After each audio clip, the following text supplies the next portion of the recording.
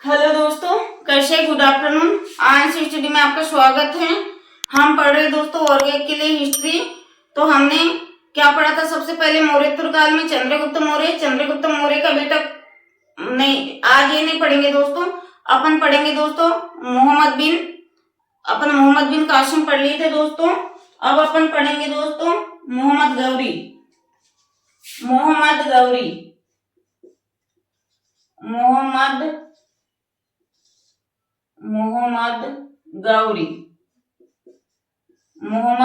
गौरी। तो थोड़ा पहले मोहम्मद गजनी के बारे में समझ जाते हैं। भारत पर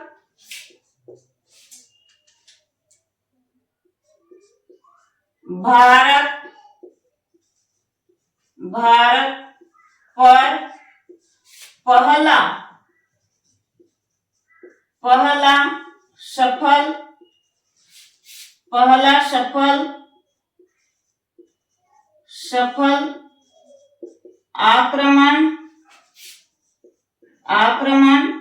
मोहम्मद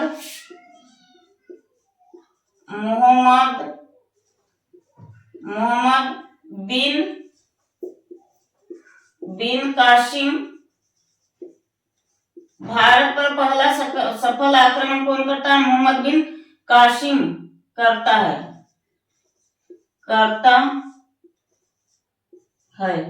और राजा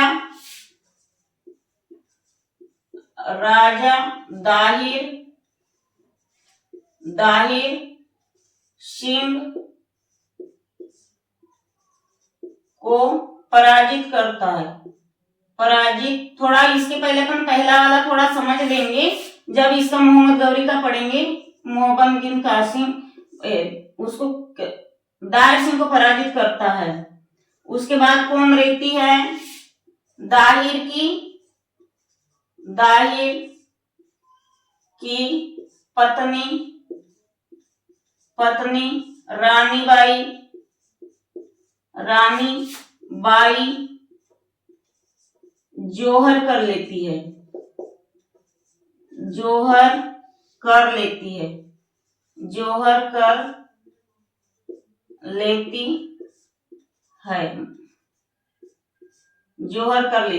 अब हम थोड़ा समझेंगे दोस्तों। भारत का पहला सफल आक्रमण किसका रहता है दोस्तों? मोहम्मद बिन कासिम का। और युद्ध किसके साथ होता है? मोहम्मद बिन कासिम का युद्ध राजा दाहिर सिंह के साथ होता है। तो क्या है, मोहम्मद बिन कासिम क्या करता है? राजा दाहिर सिंह को बुरी तरीके से पराजित कर देता है। तो हार जाता है, पराजित कर देता है। तो विधवा रानी बाई क्या करती है? मोहम्मद बिन कासिम से युद्ध लड़ने जाती है। अपने पति का बदला चुकाने के लिए रानी बाई रहती है राजा दाहिर सिंह की पत्नी। तो युद्ध में वो भी हार जाती है। तो वो क्या कर लेती? जोहर कर लेती है, मतलब आत्महत्या कर लेती है, सुसाइड कर लेती है। इसीलिए करती है क्योंकि प्राचीन मध्य भारत में प्राचीन काल के इतिहास में क्या होता था, जिसका यदि पति मर गया हो, जिसका पति मर जाता था तो उसकी विधवा पत्नी को बुरी नजर से देखा जाता था, उसका बुरी तरीके से शोषण किया जाता था दोस्तों। किसका? विधवा पत्नियों का। तो उसने क्या सोचा, दुश्मनों के हाथों से मेरा दुष्कर्म होने से अच्छा है कि मैं खुद ही जोहर कर लेती हूँ। तो उसने क्या की, खुद स्वयं क्या की, उसकी पत्नी ने जोहर कर ली। रानी बाई ने क्या की? जोहर कर ली। और भारत का पहला सफल आक्रमण मोहम्मद बिन कासिम और राजा दाहिर सिंह को पराजित किया? तो मोहम्मद बिन कासिम ने पराजित किया। तो राजा दाहिर सिंह का भी उद्देश्य था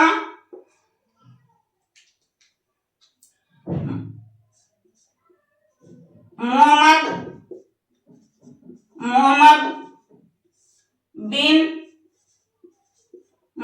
बिन कासिम का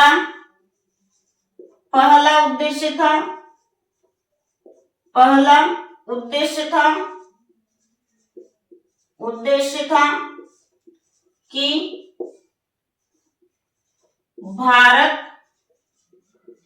भारत को लूटना, भारत को लूटपाट, भारत पर अच्छा रहेगा, भारत पर लिख देते हैं।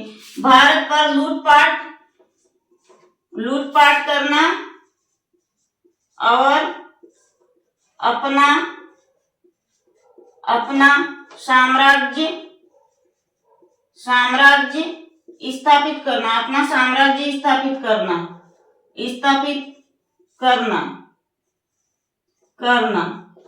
और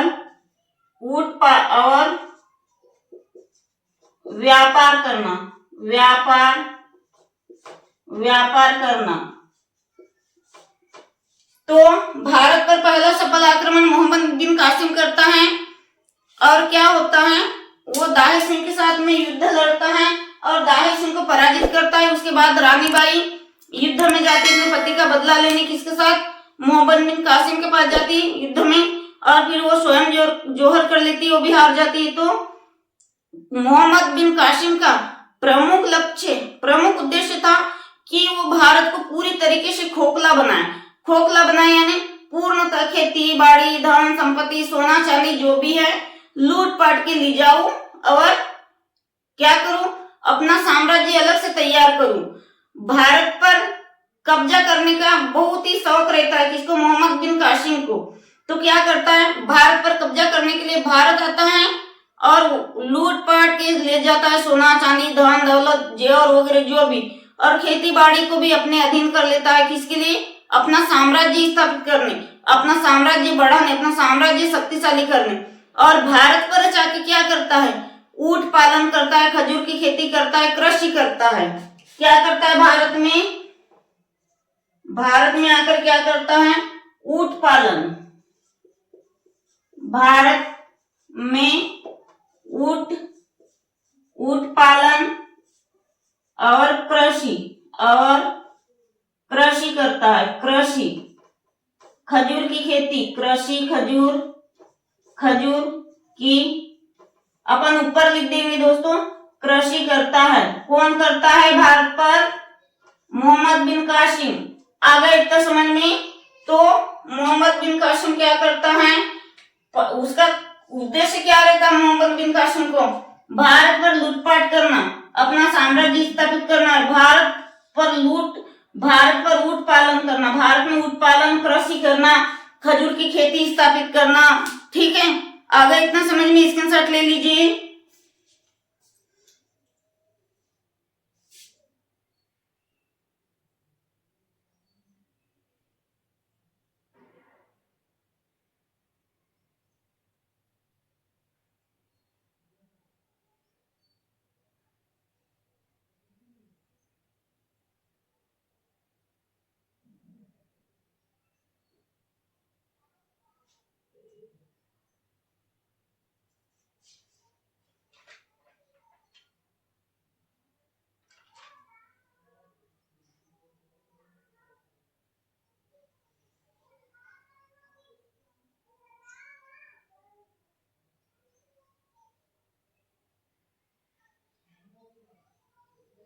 हो गया,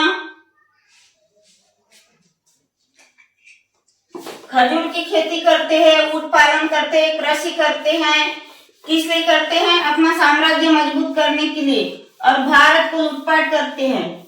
आगे इतना समझ में।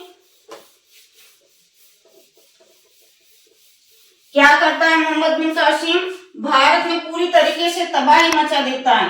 तबाही कौन मचाता है भारत में, तबाही मोहम्मद बिन कासिम, मोहम्मद बिन कासिम क्या करता है, तबाही मचाता है, कासिम तबाही मचाता है, कासिम मोहम्मद तबाही करता है। मोहम्मद बिन कासिम भारत पर मोहम्मद बिन कासिम तबाही मचा देता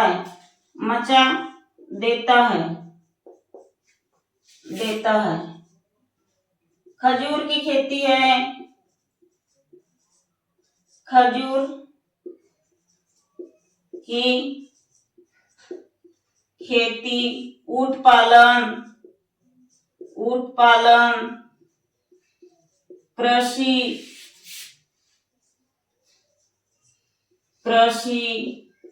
और अन्य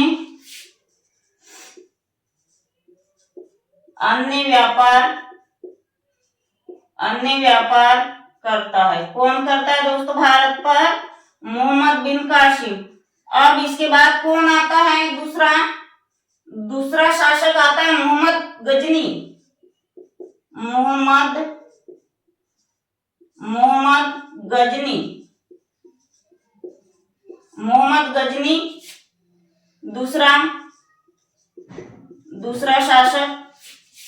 दूसरा शासक आता है मोहम्मद गजनी शासक आता है। तो उसका भी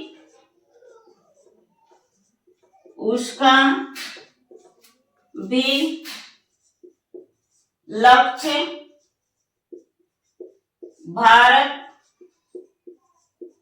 भारत को लूटना रहता है। मोहम्मद गजनी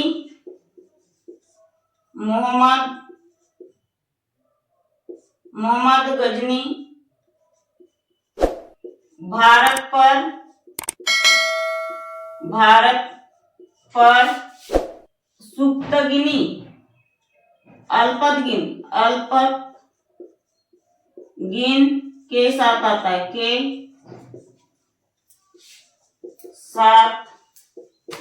में आता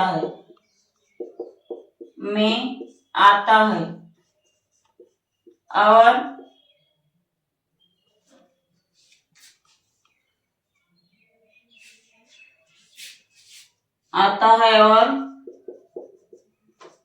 चंदेल राजा को पराजित कर देता है। पराजित कर देता है।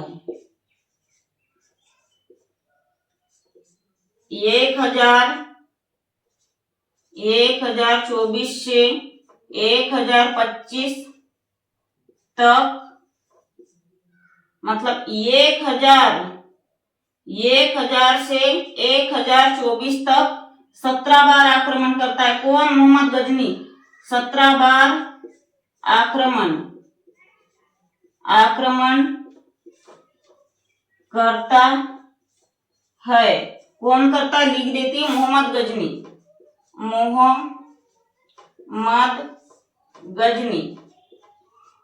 आ गया इतना समझ में? तो 1000 ईस्वी से 1025-24 ईस्वी तक के कौन आक्रमण करता है दोस्तों भारत पर? मोहम्मद गजनी। और पहला आक्रमण कहाँ करता है? 1024-25 में भारत के सोमनाथ मंदिर को। तो मोहम्मद गजनी का क्या लक्ष्य रहता है? भारत के सोमनाथ मंदिर की मूर्तियों को बुरी तरीके से नष्ट कर देता है, तोड़ देता है, ठीक है। और फिर क्या करता है? 1191 में तराइन का प्रथम युद्ध किसके साथ लड़ता है मोहम्मद गजनी? पृथ्वीराज चौहान के साथ। तो मोहम्मद गजनी की हार होती है, पृथ्वीराज चौहान की जीत होती है। फिर 1192 में पुनः तराइन का दूसरा युद्ध होता है, किसके साथ? मोहम्मद गजनी और पृथ्वीराज चौहान के साथ। तो दूसरी बार पृथ्वीराज चौहान हार जाता है और मोहम्मद गजनी जीत जाता है। फिर तीसरा युद्ध होता है 1194 में मोहम्मद गजनी और पृथ्वीराज चौहान के बीच में, जयचंद और पृथ्वीराज चौहान के बीच में। तो क्या करता है? जयचंद हार जाता है, पृथ्वीराज चौहान हार जाता है और मोहम्मद गौरी जीत जाता है। मतलब दूसरे तराइन के युद्ध में कौन हारता है? पृथ्वीराज चौहान। इस हार को मोहम्मद गौरी नहीं भूल पाता। आगे बात समझ में? इतना स्क्रीनशॉट ले लो।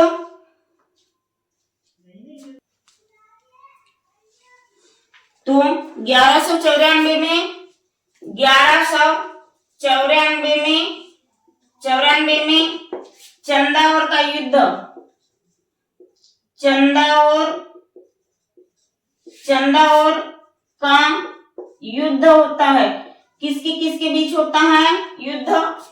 1194 में चंदावर का युद्ध,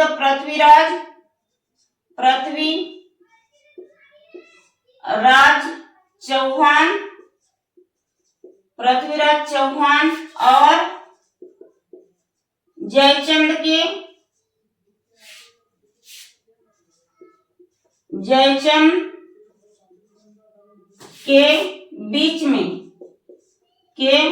बीच में तो जयचंद के बीच में होता है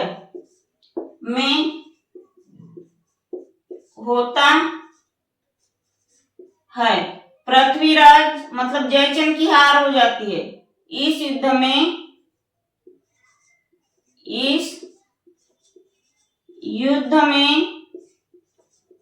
जयचंद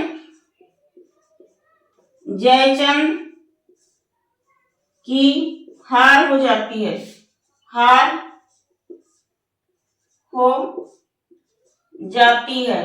अब पृथ्वीराज चौहान की शादी किससे होती है? सहयोगिता से।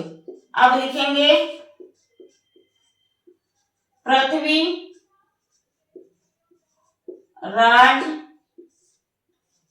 चौहान की शादी जयचंद के साथ, पृथ्वीराज चौहान की शादी सहयोगिता के साथ होती है। सहयोगिता के साथ में होती है। अब इतना समझेंगे।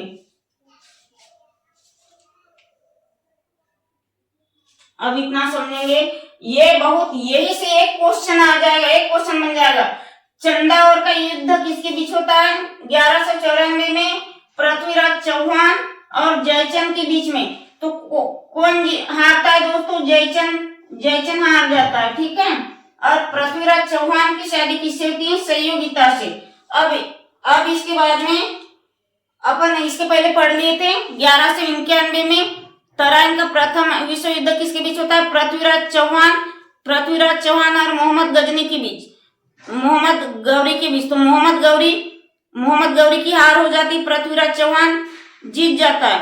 फिर दूसरे युद्ध में 1192 में तराइन का दूसरा युद्ध होता है, तो उसमें मोहम्मद गौरी जीत जाता है, जयचंद की हार हो जाती। तो उस युद्ध का क्या है, मतलब पृथ्वीराज की हार हो जाती। इस युद्ध को पृथ्वीराज नहीं भूल पाता कि वो हार गया था, इसीलिए क्या करता है 1194 में पुनः चंदावर का युद्ध लड़ता है। किसके साथ? जयचंद के साथ, और जयचंद को हरा देता है। आया इतना समझ में? अब वो दो युद्ध अपन कल लिखेंगे, 1192, 1191 और 1192। तो इसमें भी यही खेल है, ये दोनों में तराइन का युद्ध हुआ था। तराइन का युद्ध ये कौन सा है? पहला हुआ था, और ये है दूसरा ऐसा पढ़ेंगे। तो इसमें क्या है? इसमें किसकी हार हुई थी? मोहम्मद गौरी की। मोहम्मद गौरी। और इसमें पृथ्वीराज चौहान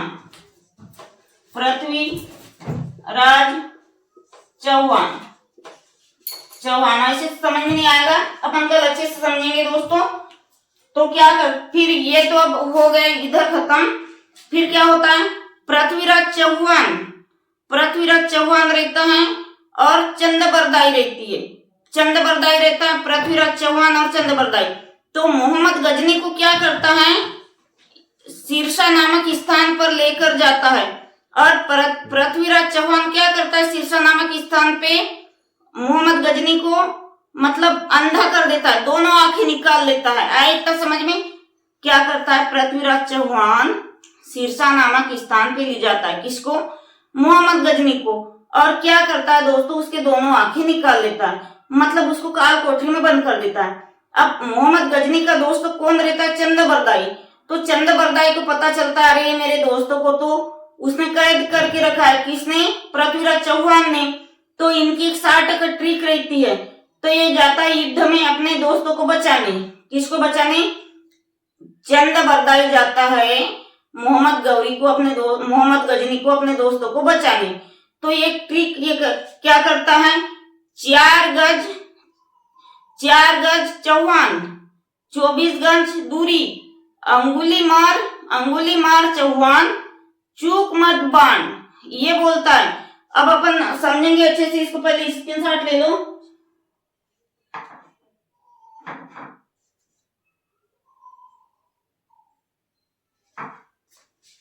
क्या करता है?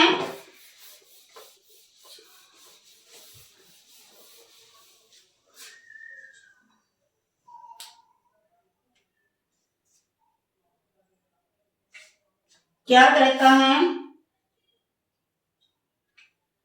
क्या कर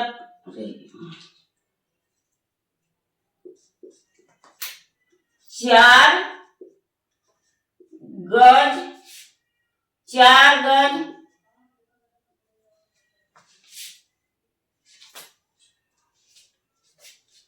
क्या कहता है?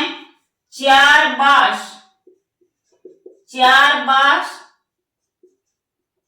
चौहान, 24 गज हार, अष्टमान प्रमाण चला दे बाण। ये किसका डायरेक्शन रहता है? चंद बरदाई का। किसके लिए रहता है? चंद बरदाई का डायरेक्शन, लोकेशन रहता है चंद बरदाई का। क्योंकि मोहम्मद गजनी तो अंधा हो जाता है, उसको कुछ दिखाई नहीं देता। तो चंद बरदाई आता है इसका दोस्त और डायरेक्शन देता है। मतलब जैसे मैं खड़ी हूँ, यहाँ चंद बरदाई रहता और इतनी दूरी पे कौन रहता? पृथ्वीराज रहता। इधर कौन रहता? इधर रहता मोहम्मद गजनी। तो चंद बरदाई किसको डायरेक्शन देता?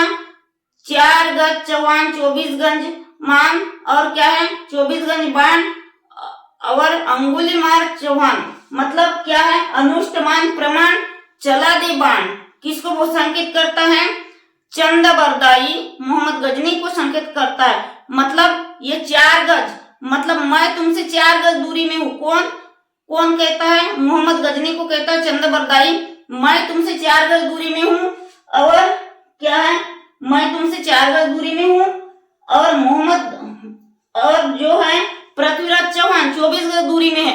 तो अंधे को डायरेक्शन देता है कि तू चला दे बाण।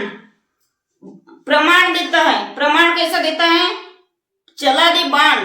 तो वो क्या करता है? अंधा तो रहता है, उसको दिखता नहीं, बताता है कि मैं 4 गज दूरी पे हूँ और जो पृथ्वीराज चौहान है 24 गज दूरी पे है। तो सीधा बाण चलाता है। तो किसको लगता है?